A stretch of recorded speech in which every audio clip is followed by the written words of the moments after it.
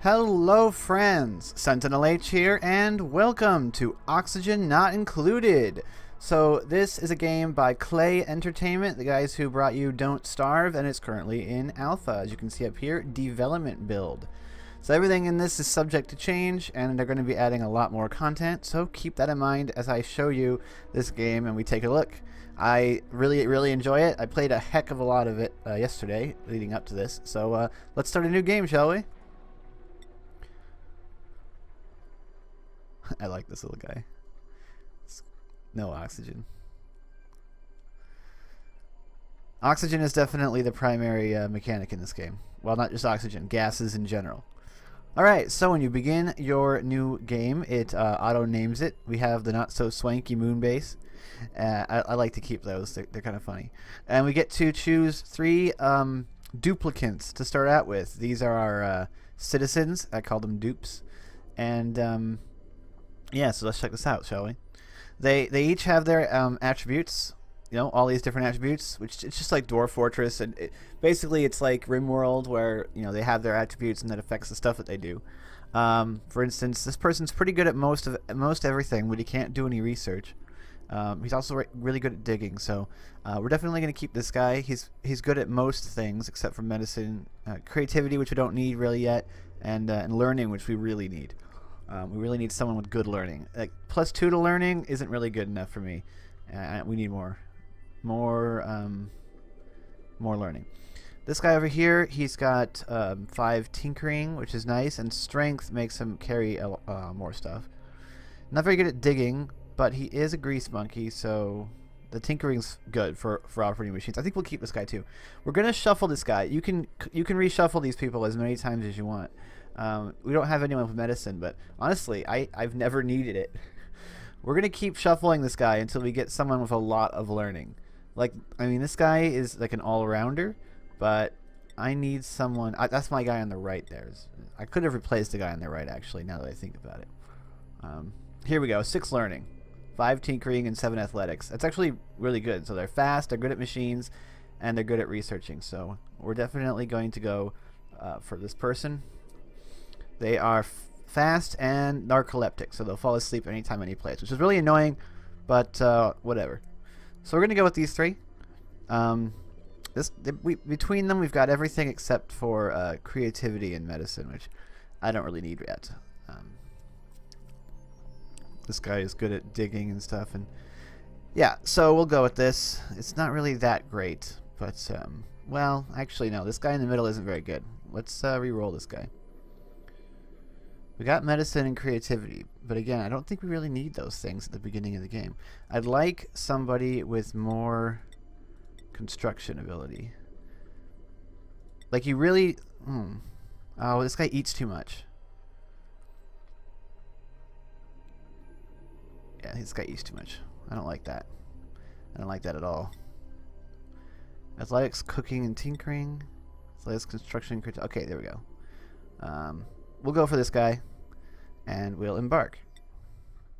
So everybody has at least 1 positive trait and 1 negative trait, and some people have 2 negative traits. Depends on how high their skills are.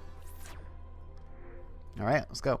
So we can pause the game with space, and we can take a look at our surroundings. So this is where you spawn in with your 3 guys at the printing pod.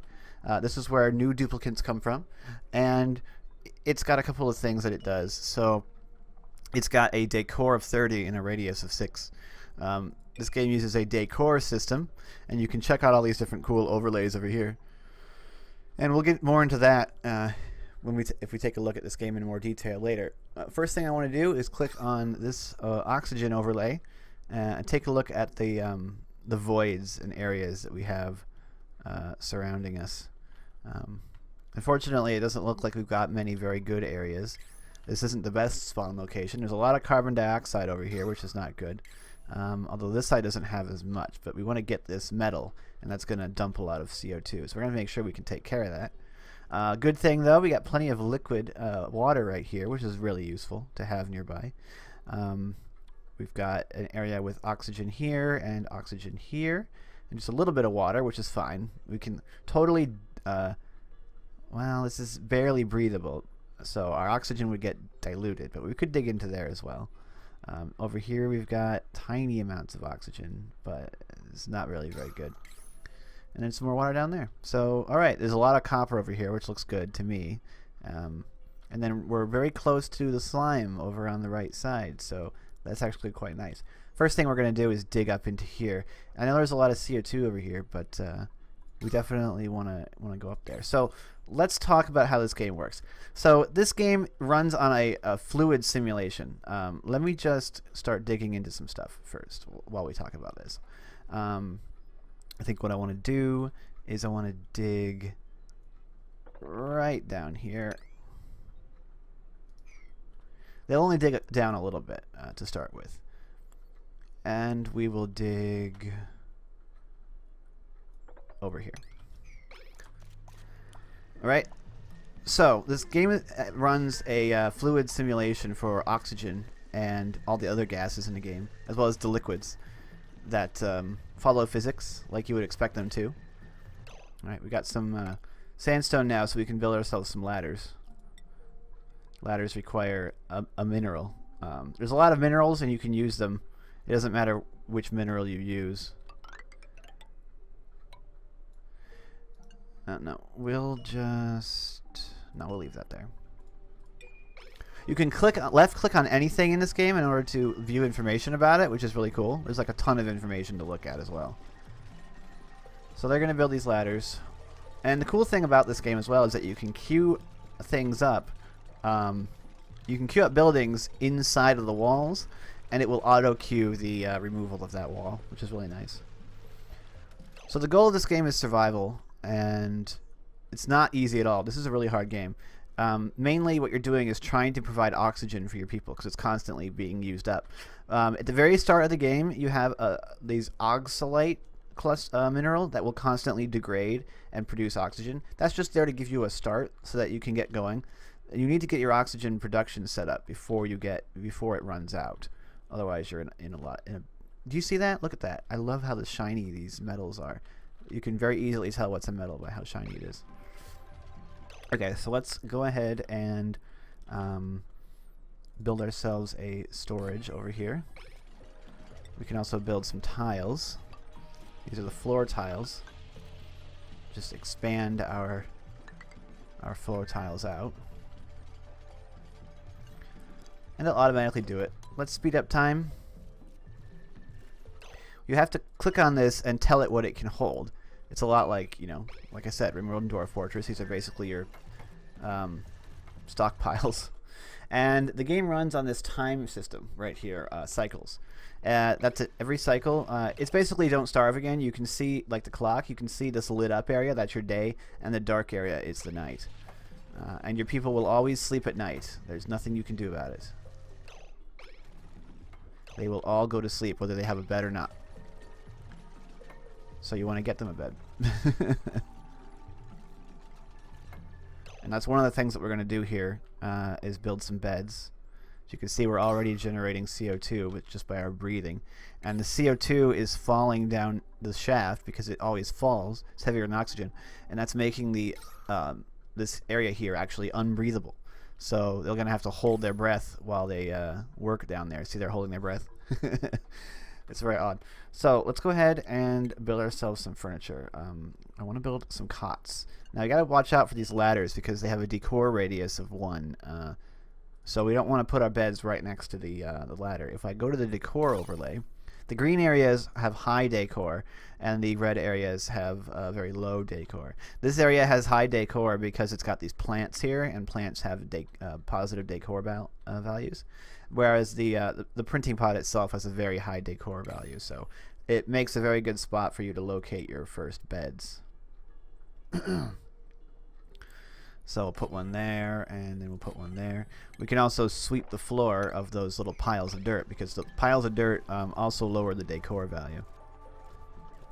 We also want to go ahead and build another tile over here. Tiles provide positive decor for depending on how many are connected to each other. So a tile with 2 tiles, one on either side of it, or just 3 tiles touching it, has a decor value of 15. So if I click on the decor overlay, you can hover over anything and find out what objects are affecting its decor. And decor is important because of the stress mechanic. So this game uses a stress mechanic. You can see it up here, this little brain icon. It currently says 0%. Your duplicates can get stressed, and if it hits 100%, they freak out, just like Dwarf Fortress. They have a mental breakdown and go a bit crazy. All right, so we've broken into here, which is very nice. Our CO2 can now flow down there. There's plenty of oxygen in this room, in this space, because of the oxalite. So the oxygen values between these areas will slowly equalize. All right. Oxygen tends to float up unless there's a heavier gas, a lighter gas above it. And the only lighter gas in this game is hydrogen. All right, so I want to mine up this stuff. We're not going to mine the oxalite. We want to leave it there. But I do want to basically mine everything else. I'm pretty sure it's going to fall. Actually, no, it doesn't. They don't fall. They stick to the wall. So we're going to mine out like everything else, including that algae, which is really important. Oh yeah, we need toilets. We don't have any toilets. That's really bad. Let me just assign these guys their beds. And we'll go ahead and mine out that area there. We'll build our toilet over there. As you can see there, after we mined our first metal, a couple of these buttons lit up to let us know that we can now build stuff from them. I like the UI in this game. It's really good at letting you know what you can and can't do. So we've got all these buttons. The grayed out stuff with the symbol here is stuff we haven't researched yet. And the things that are lit up are things we can build. And if there was anything that wasn't lit up, that it was gray, it would mean that we couldn't build it. So we need to start producing oxygen. So we need these algae deoxidizers. We're going to need to build some tile floor. I don't really want to mine the oxalite. Apparently, if you mine it, it depletes more rapidly. So it's probably a better idea to leave it there. I like to make my base floors 3 tiles high. I find that it gives me a good amount of room. Okay, you can also tell, the game will let you know when certain construction projects can't be reached by your duplicates. They can reach things up to 2 tiles away. So these can't be reached from standing here because it's 3 tiles away, and they can only access things 2 tiles away. We're going to go ahead and build an outhouse. Excuse me. Sorry about that. Build our outhouse over there. We're probably going to end up moving that at some point. And we're also going to dig over there as well. Goodness, I don't know what's going on. So, we have our outhouse now. They need some dirt in order to use it. I think we have dirt. No, we don't. Have we not mined up any dirt? These things are all growing in sandstone. Here's some dirt down here.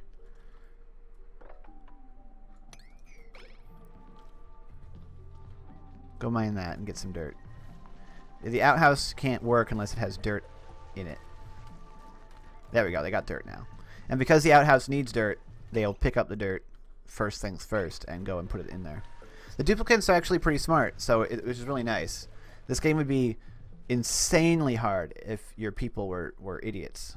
Thankfully, they're not idiots. They might make some silly decisions at times, maybe, but they're actually pretty intelligent. And your duplicates can swim, so I can build that ladder down there, and they will actually be able to swim around in the water. They just have to hold their breath, but they're pretty good at holding their breath. Okay, so let's just keep building around here. So we'll build this out, and then we'll see if we can build that out, and we'll have this little room area here. With oxygen, it's very important to keep in mind where the gases go. So obviously the CO2 will fall. And the oxygen will rise. So if you put your beds at the bottommost layer of your base, it's gonna get filled with it's gonna get filled with CO2, and they're gonna suffocate. So don't do that. Be very careful. Okay, we're also going to mine out all of this. This is actually really good because we've got a lot of space here. Cancel that for now. We've only got 2 beds and it's almost nighttime, so let's hurry up and have them build another cot. I don't care where. And we can prioritize things with the priority buttons. And remember that the whole UI and everything about this game is subject to change, so the UI is probably not going to remain the same. in the release game. I'm sure it'll be far more stylized, unless they want to keep that sort of simple style. Oh, there goes Rosalind with their narcoleptic sleep. And here we go. Here's nighttime. We don't have to worry about horrible monstrosities attacking us at night like you do in Don't Starve. We just have to wait for the clock to pass. So the game uses a time system called cycles, and at the end of each cycle, you're given this report that shows you your net oxygen loss or generation, your power usage and wastage, how many calories you ate or generated, stresses, travel time, idle time. So how much of your duplicants' time was spent not doing anything. Obviously, you want to make that as low as possible. Your duplicants increase their skills by doing stuff. So so we had 2 skill increases, which is really nice. The more they do their jobs, the better they'll get at them, which is really good. All right, so now that we've got some room to work with, we're going to go ahead and start building some useful stuff. So we need to start producing oxygen, and the way that we do that is with these algae deoxidizers. So what we do is we build it, obviously, and then we power it, and it will use algae to produce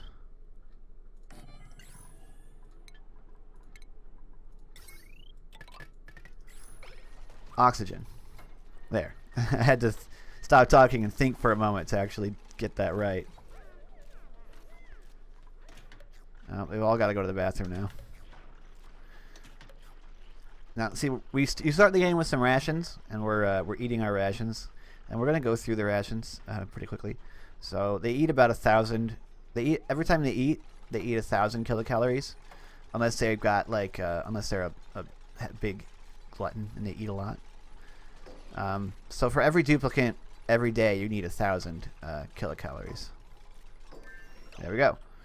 We will sweep this crap off the floor. And this is a manual generator, so they've got to run on it. So it's really important to put battery here, because once the battery fills up, they can stop running on the treadmill. And they'll start running on it again. You can set this little threshold here. I've currently just leave it at 50%. So when the battery drops to 50%, they'll go and run on it. I love this game so far. I think this game's awesome. I love the art style. It makes it really lighthearted, even though it's actually kind of dark when you think about it. We're going to dig that out. Because we need to go here and get some more metal. Sand falls. There is gravity on some of these materials, mainly sand, and it's the only filtration medium I've seen. But yeah, sand falls, and it's annoying. Here we go, getting some more metal. So this game is all about using your resources wisely and expanding. You need to expand very, very quickly. You need to acquire more of everything, more resources, more, because your algae is constantly being depleted, and so you need to constantly acquire more of it so that you can actually keep producing oxygen.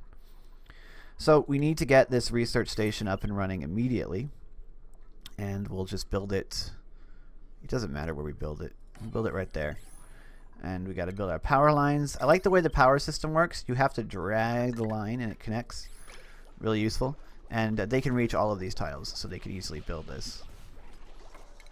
I like to try and keep the base tidy and make sure that we clean up all the junk, just so that there's no unnecessary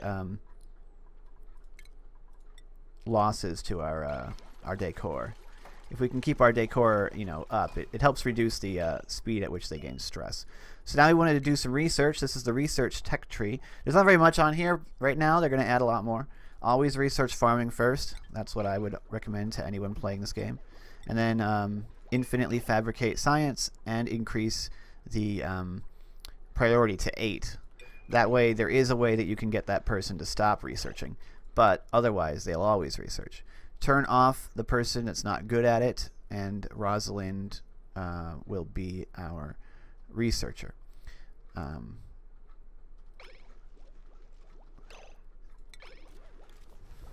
So she should go and do some research. There we go. So they produce research, and I need 20 of it in order to get what I need. So, yeah. We need a food source, and the way that you do that is by building the microbe musher. And this is a crappy machine that will produce horribly unappetizing foodstuffs from dirt. So that Klei humor is definitely very prevalent in this game. Reading the flavor text on stuff is quite humorous. But this game gets extremely dangerous extremely quickly.